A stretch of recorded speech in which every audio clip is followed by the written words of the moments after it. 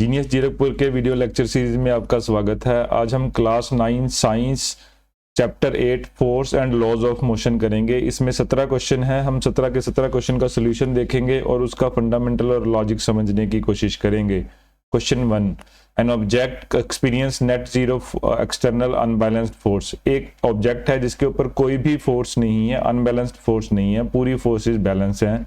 Is it possible for the object to be travelling with non zero velocity? क्या ये possible है कि वो नॉन जीरो वेलोसिटी मतलब किसी वेलोसिटी से ट्रेवल कर रहा हो? If yes, state the condition that must be placed on the magnitude and direction of the velocity.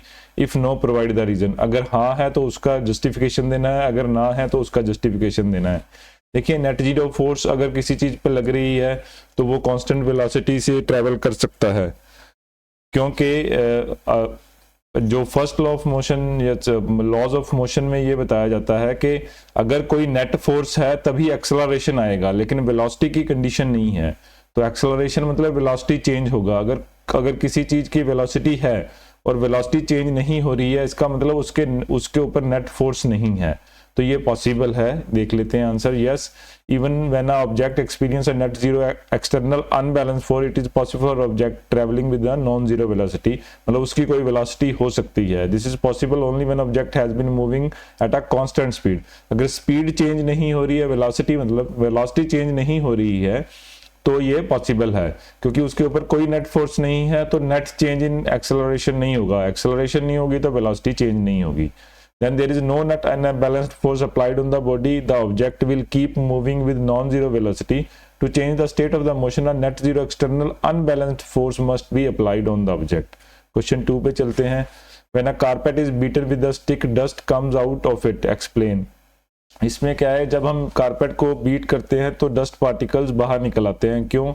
Dust particle का अपना इनर्शिया है, तो वो उनकी टेंडेंसी है कि वो अपना इनर्शिया चेंज ना करें। वो अपनी स्टेट ऑफ रेस्ट से स्टेट ऑफ रेस्ट में ही रहना चाहते हैं, लेकिन हम सडनली कारपेट को मोशन दे देते हैं तो डस्ट पार्टिकल वहीं के वहीं रह जाते हैं और बाहर आ जाते हैं। आंसर देखते हैं। Inertia of the object tends to resist any change in state of rest or state of motion. When a carpet is beaten with a stick, then the carpet comes to the motion, but the dust particle try to resist the state of rest. Dust particle की tendency नहीं है, क्योंकि हमने motion carpet को दिया है, dust particle को नहीं दिया है।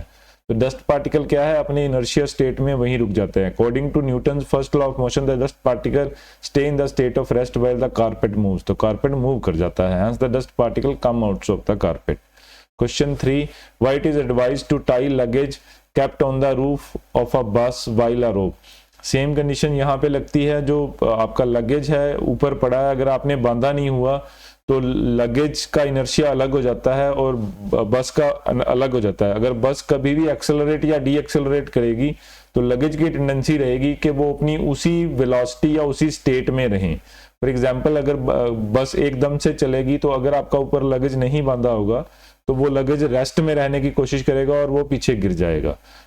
अदर वे राउंड, अगर वेलोसिटी से बस चल रही है, बस ने ब्रेक लगा दी, आपने लगेज नहीं बांधा हुआ, तो उसकी टेंडेंसी रहेगी कि मैं वेलोसिटी में ही रहूं, तो वो आगे गिर जाएगा। आंसर देखते हैं। When the bus accelerates and move forward, it requires the state of motion. However, luggage kept on the roof owing to its inertia tend to remain in the state of rest. तो वो rest में रहना चाहेगा। Hence, with the forward movement to the bus luggage tends to remain in the original position and ultimately falls from the roof of the bus. To avoid this, it is advised to tie any luggage kept on the roof bus with the rope. ये इसने initial starting condition बताई है। अगर motion में रहेगा तब भी यही रहेगा। बस वेलोसिटी से चल रही है, लगेज भी चल रहा है, आपने ब्रेक मारी तो लगेज अपनी वेलोसिटी में रहना चाहेगा तो लगेज फिर भी गिर जाएगा। Question 4, a batsman hit the cricket ball which then rolls on the ground. After covering a short distance, a ball comes to rest. The ball shows to stop because, अब देखिए, जो भी चीज मोशन में है उसके ऊपर एक नेगेटिव फोर्स हमेशा ही लगता रहता है, जिसको हम फ्रिक्शनल फोर्स कहते हैं। जब भी टू बॉडीज, दो सरफेसेस या कोई भी दो बॉडीज कांटेक्ट में आती हैं तो उनमें फ्रिक्शन फोर्स लगता है। बैट्समैन ने बॉल को हिट किया है, वो ग्राउंड पे रोल कर रही है तो ग्राउंड पे फ्रिक्शन है, फ्रिक्शन के कारण वो स्टॉप हो गया है। So our batsman hits the cricket ball when it rolls on the ground. After covering a short distance, the ball comes to rest because of the frictional force. Friction force हमेशा motion के opposite लगेगा, exactly opposite रहेगा। जहां जिस side में भी motion होगा उसके बिल्कुल रिवर्स डायरेक्शन में लगेगा। तो सी पार्ट आंसर है। Question 5, a truck start from the rest and rolls down a hill with a constant acceleration. अब देखिए ये कांस्टेंट एक्सेलरेशन से जा रहा है, तो कांस्टेंट एक्सेलरेशन तभी आ सकता है जब कोई फोर्स अप्लाई होगा, नहीं तो एक्सेलरेशन नहीं आएगा। कांस्टेंट या एक्सेलरेशन तभी आएगा जब कोई फोर्स अप्लाई होगा। It travels a distance of 400 metre in 20 seconds, तो 40 मीटर का डिस्टेंस इसने 20 सेकेंड में ट्रेवल किया है। Find the acceleration, find the force acting if its mass is 7 metric tonne. तो पहले हम एक्सेलरेशन निकालेंगे, हमें पता है rate of change of momentum is equal to force, तो जितना फोर्स होगा उतना rate of change of momentum आएगा, या फिर मास इनटू एक्सेलरेशन आएगा। पहली स्टेटमेंट से हमें एक्सेलरेशन मिल जाएगा, दूसरी स्टेटमेंट में उसने मास दिया है, तो मास को एक्सेलरेशन से मल्टीप्लाई कर देंगे, हमारा फोर्स आ जाएगा। न्यूमेरिकली चेक करते हैं इसको।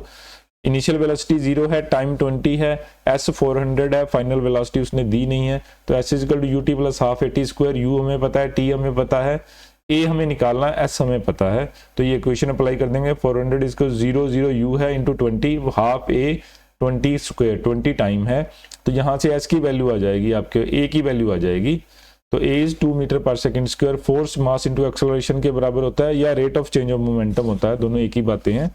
तो force is equal to 7000 into 2, तो 24,000 न्यूटन जो है ये इसका आंसर आ जाएगा। नॉर्मली हम किलो न्यूटन में लिखते हैं, तो 24 किलो न्यूटन हो जाएगा। Question 6, a stone of 1 kg is thrown with a velocity of 20 metre per second across a frozen surface of a lake and comes to rest travelling a distance of 50 metre.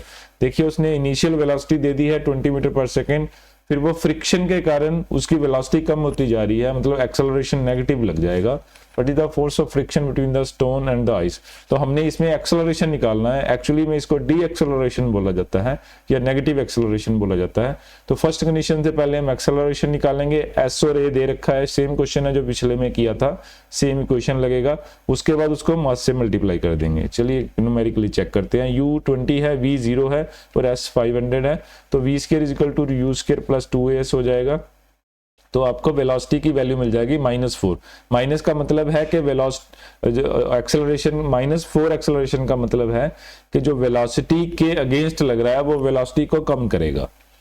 तो the negative sign indicates the acceleration is acting against the motion of the stone. तो mass 1 kg है, तो Newton second law of motion कहता है mass into acceleration, तो force mass into acceleration के बराबर हो जाएगा, तो -4। -4 का मतलब है कि जिस डायरेक्शन में वेलोसिटी है उसके उल्टी डायरेक्शन में ये फोर्स लग रहा है। तो hence the force between the stone and the ice is -4, velocity के उल्टा है, क्योंकि ये फ्रिक्शन है तो उल्टा ही लगेगा। Question 7, 8 kg engine is pulled bye 5 wagon. 8 kilo का इंजन है, 5 वैगन है, एक वैगन 2000 का है, तो टोटल 5 इंटू 2 10,000 ये वेट हो गया और 8000 इंजन का वेट हो गया। हॉरिजॉन्टल ट्रैक है। If the engine exert a force of 40,000 Newton का फोर्स इंजन एक्सर्ट कर रहा है और वेट 18 kg होगा टोटल का। Track offers a friction force of 5000 Newton, तो ट्रैक में 5000 न्यूटन का फ्रिक्शन फोर्स है, तो जो हम 40,000 का पुल लगा रहे हैं उसके अगेंस्ट लगेगा ये। तो सबसे पहले हमने क्या निकालना, नेट एक्सेलरेटिंग फोर्स निकालना है, क्योंकि दोनों फोर्स एक दूसरे के उलट लग रहे हैं, तो इन दोनों को माइनस कर देंगे। तो 4000 में से 40,000 में 5000 माइनस कर देंगे, 35,000 बन जाएगा। तो this is the net force. उसके बाद हमें एक्सेलरेशन निकालनी है।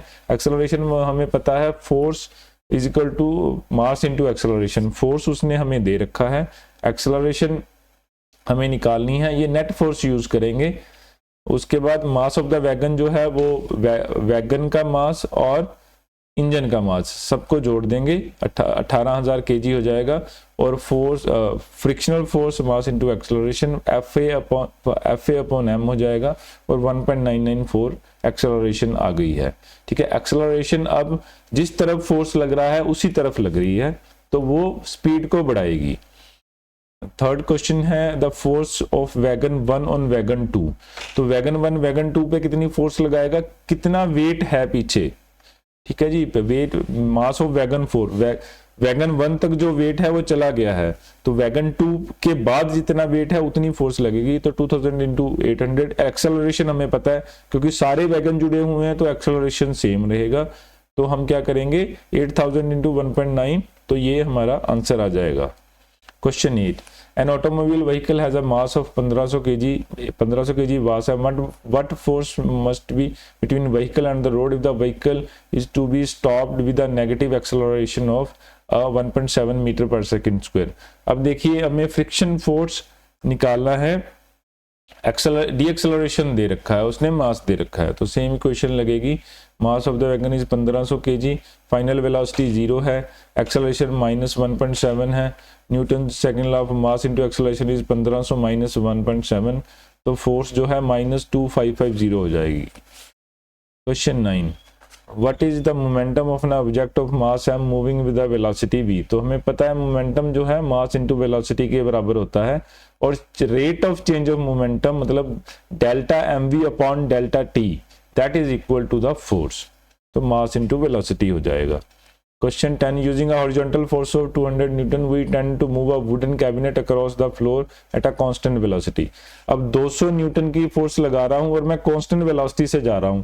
कांस्टेंट वेलोसिटी का मतलब है कि फ्रिक्शनल फोर्स मेरे ऑपोजिट लग रहा है और वो मेरे बराबर हो गया है, तभी मैं कांस्टेंट वेलोसिटी के साथ जा सकता हूं। सेम जो हमने क्वेश्चन नंबर 1 में किया था, तो तभी मैं कांस्टेंट वेलोसिटी से, what is the frictional force, तो इसी के बराबर फ्रिक्शनल फोर्स हो जाएगा। अब force of twin applied to in the forward direction, the Newton law of motion equal amount of force which act in the opposite direction, this opposite force is frictional force exerted on the cabinet। अगर दोनों force unbalance होती, मैं 200 से ज्यादा 300 का Newton का force लगाता और फ्रिक्शन फोर्स 200 न्यूटन रहता, तो मेरी वेलोसिटी में चेंज आता रहता, चाहे प्लस में चाहे माइनस में, डिपेंडिंग अपॉन अनबैलेंस किस तरफ है। तो ये 200 न्यूटन का फ्रिक्शन फोर्स हो जाएगा। Question 11, two object each of mass 1.5 kg are moving in the same straight line but in the opposite direction. अब 1.5 kg के दो ऑब्जेक्ट हैं और सेम वेलोसिटी से जा रहे हैं लेकिन ऑपोजिट डायरेक्शन में जा रहे हैं। Velocity of each is 2.5 metre per second square, velocity दे दी है बिफोर कोलिजन, दोनों कोलाइड कर जाते हैं with and stick to each other, दोनों एक दूसरे में कोलाइड करके जुड़ जाते हैं। What will be the velocity of a combined object after the collision, तो हमने चेंज इन मोमेंटम निकालना है। तो m1 1.5 है, m2 भी 1.5 है, वेलोसिटी 2.5 है, दूसरे की नेगेटिव ले लेंगे क्योंकि नेगेटिव डायरेक्शन में है। तो आफ्टर द कोलिजन क्या होगा, मोमेंटम कंजर्व हो जाएगा, मास of the object m1 plus m2 हो जाएगा, वेलोसिटी हम मान लेते हैं कि v हो जाएगी, v को हमने निकालना है। अब तो m1 प्लस, तो टोटल मोमेंटम जो है बराबर हो जाएंगे m1 v1 plus m2 v2, ये इनिशियल मोमेंटम था, is equal to m1 plus m2 into v। तो इसको सॉल्व कर लेंगे, सॉल्व करेंगे तो वेलोसिटी हमें 0 मिल जाएगी। तो कोलिजन के बाद मोमेंटम 0 हो गया है, मतलब वेलोसिटी 0 हो गई है, जो मोमेंटम है पूरे का पूरा खत्म हो गया है। Question 12, according to the third law of motion we push an object, the object pushes back with the equal and opposite forces. If the object is of a massive truck park load or roadside, it will probably not move. A student justifies this answer that two opposite and equal force cancel each other. Comment the logic and explain why truck does not move. तो उसका friction force जो है truck का, उसके बराबर हम force नहीं लगा पा रहे। तो जब भी आप रेजिस्टेंस से ज्यादा फोर्स नहीं लगा पा रहे तो क्या होगा कि रेजिस्टिंग फोर्स आपकी फोर्स को बैलेंस करती जाएगी। जब आप उसको ओवर पावर करेंगे तब आप उस चीज को मूव कर पाएंगे। तो इस लॉजिक से उसका आंसर जस्टिफाइड है। तो truck has a large mass, therefore static friction between the truck and the road is very high, तो उसके बराबर वो फोर्स नहीं लगा रहा है। To move the car one has to apply a force more than the static force, static force से ज्यादा फोर्स लगाना पड़ेगा। तो लिमिटिंग वैल्यू होती है, जितना आप स्टैटिक फोर्स के नीचे का फोर्स लगाओगे स्टैटिक फोर्स उतना ही हो जाता है। Therefore when someone pushes the truck and truck does not move, then it can be said that the applied force in one direction is cancelled out by the friction equal to the equal and opposite direction। Friction अपने आप बढ़ता रहेगा जब तक आप force लगाते रहोगे, जब उसकी लिमिटिंग वैल्यू हो जाएगी उसके ऊपर फिर आपको मोशन मिलेगा। Therefore student is right in justifying the two opposite and equal cancel each other। Question 13, a ball of mass 20 traveling with 10 meter per second is stuck by a hockey stick as to return its original path with a velocity of 5 metre per second. Stick, एक stick है जिसने ball को hit किया है, ball 10 metre per second की speed से आ रही थी और जो हॉकी स्टिक है वो 5 मीटर पर सेकंड की वेलोसिटी पे आ गई। Calculate the change in momentum, hit करने के बाद 5 की वेलोसिटी पे आ गई। Calculate the change, momentum change बताना है हमने। तो बॉल का मास सेम रहेगा, m into V minus m into V हो जाएगा। कैलकुलेट द मोमेंटम जो occurred the motion of the hockey ball by the force applied by the hockey stick. अब हॉकी स्टिक ने फोर्स लगाया है तो मास जो है 200 ग्राम है, हम ऐसा यूनिट यूज करते हैं तो 0.2 kg हो जाएगा। वेलोसिटी 10 मीटर पर सेकंड हो जाएगी, तो इनिशियल मोमेंटम m1v1 हो जाएगा, फाइनल मोमेंटम m2v2 हो जाएगा। तो हम मास चेंज नहीं हुआ है लेकिन डायरेक्शन उल्टी हो गई है तो हम उसको नेगेटिव ले लेंगे, तो change in momentum 3 kgm per second हो जाएगा। Hence the change in momentum is 3 kgm per second. अगर उसने कुछ फोर्स दी होती तो हम फोर्स भी निकाल सकते या टाइम भी निकाल सकते थे। क्वेश्चन 14 है, बुलेट ऑफ 10 ग्राम की बुलेट है, 150 मीटर पर सेकंड की वेलोसिटी से जा रही है और वुडन ब्लॉक में बजी है और 0.03 सेकंड में रेस्ट में आ गई है। तो उसने हमें मास दे दिया, वेलोसिटी दे दी और टाइम दे दिया। Calculate the distance of penetration of a bullet in the block. तो हमें ये बताना है कितनी दूर तक गई है बुलेट। तो हम इक्वेशन ऑफ मोशन लगा देंगे simple. Calculate the magnitude of the force. जब हम एक बार एक्सेलरेशन या डी एक्सेलरेशन निकाल देंगे फिर उसको मास से मल्टीप्लाई करके हम फोर्स भी निकाल सकते हैं। चलिए शुरू करते हैं। u equal to 150, final velocity 0 हो जाएगी। Time taken to rest is t is 0.03, तो v is equal u plus at, तो एक्सेलरेशन निकाल लेंगे, एक्सेलरेशन हो जाएगा -5000। According to third equation of the motion v square is equal u square plus 2as। उसके बाद क्या करेंगे, v u और a की वैल्यू डाल देंगे और s की वैल्यू निकल जाएगी 2.25 मीटर हो जाएगी। तो 2 मीटर, अगर 150 मीटर पर सेकंड की वेलोसिटी से कोई चीज आ रही है वुडन ब्लॉक में, वो 2 मीटर तक जा सकती है। सेम चीज अगर हम स्टील में देखेंगे तो वो बहुत कम हो जाएगा। तो from the second law of motion हमने क्या करना है, force is equal to mass into acceleration. अब हमें एक्सेलरेशन पता लग गई है, मास पता लग गया है, एक्सेलरेशन भी पता लग गई, मास भी पता लग गया। तो force into mass into acceleration करके 50 न्यूटन का फोर्स लगेगा वुडन ब्लॉक के अंदर। Question 15, an object of mass 1 kg travelling in a straight line with a velocity 10 metre per second collides and stick to a stationary wood block of mass 5 kg। अब देखिए कोई भी object है 1 kilo का 10 metre per second की velocity से जा रहा था, तो वुडन ब्लॉक में जाके बजा है और वो रेस्ट पे आ गया है। देन दे बोथ, अब दोनों ही इकट्ठे मूव करने लग गए हैं। Then they both move together in the same straight line. Calculate the total momentum just before the impact and just after the impact. Also calculate the velocity of the combined object. तो हमने momentum बराबर कर देना है इसमें। m1 1 kg है और v1 जो है 10 kg है, m2 5 kg है और v2 0 हो जाएगा। तो m1 v1 plus m2 v2 हो जाएगा। चेंज इन मोमेंटम निकाल लेंगे। तो change in momentum, it is given that after collision the object and wooden block stick together, तो दोनों स्टिक कर गए हैं। m1 plus m2 total mass हो जाएगा, v निकाल लिया हमने वेलोसिटी। तो after according to law of conservation of momentum, momentum क्या है, कंजर्व्ड रहेगा, जितना पहले था उतना ही बाद में रहेगा। दोनों को इक्वेट कर देंगे, इक्वेट करके अब 1 इंटू 10 ये m1 v1 हो गया, 5 इंटू 0 वुडन ब्लॉक की वेलोसिटी कुछ नहीं थी तो वो 0 हो जाएगा, 1 प्लस 5 इंटू v हो जाएगा, v की वैल्यू निकाल लेंगे, 5/3 मीटर पर सेकंड आ गई। चलिए question 16, an object of mass 100 kg accelerated uniformly from the velocity 5 metre per second. अब 100 किलो का मास है, 5 मीटर पर सेकंड की वेलोसिटी से इंक्रीज करके 8 किलोमीटर पर सेकंड है। तो change in velocity upon time करेंगे तो हमें क्या मिल जाएगा, एक्सेलरेशन मिल जाएगा। Calculate the initial and final momentum of the object. तो इनिशियल मोमेंटम निकालना है और फाइनल निकालना है। Also find the magnitude of the force, और उसके बाद फोर्स निकालना है। तो u5 है, v8 है, तो मास 100 kg है, t 6 है, टाइम 6 है। तो m into you initial momentum हो जाएगा, m into v final momentum हो जाएगा। दोनों को माइनस कर देंगे, टाइम से डिवाइड कर देंगे तो हमें फोर्स मिल जाएगा। तो initial momentum was 500 kg, final was 800 kg, और जो फोर्स था वो 50 न्यूटन का हो जाएगा। जो फोर्स होता है rate of change of momentum होता है, मोमेंटम चेंज को टाइम से डिवाइड करना पड़ता है तब फोर्स आती है। क्वेश्चन 7 थोड़ा बड़ा क्वेश्चन है। A K R were riding a motor car, they were travelling with a high velocity on express highway. एक इंसेक्ट उनकी विंडशील्ड पे आ गया है, तो तीनों के अलग अलग आर्गुमेंट है। A and K started pondering on the situation, K suggested that the insect suffered a great change in momentum, जो कि सही है क्योंकि वो उल्टी तरफ से आ रहा था तो उसका चेंज इन मोमेंटम हो गया, लेकिन दोनों का मोमेंटम सेम रहेगा।